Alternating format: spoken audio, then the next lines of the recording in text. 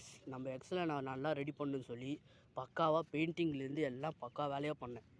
ஆனால் திடீர்னு ஒரு ஆக்சிடெண்ட் ஆகி நம்ம வண்டி இந்த வண்டி எப்படி ஆயிடுச்சுன்னு சொல்லி இப்போ ஒரு வீடியோ பார்க்க போகிறோம்.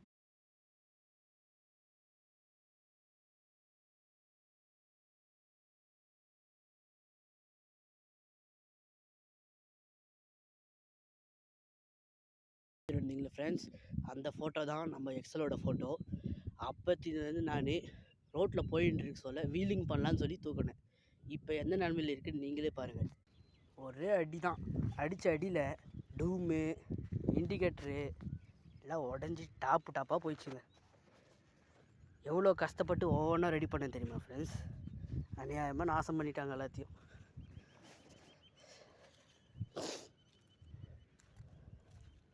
பாருங்கள் ஃப்ரெண்ட்ஸ், இதுதான் வண்டியோட இப்போத்தி நிலமை.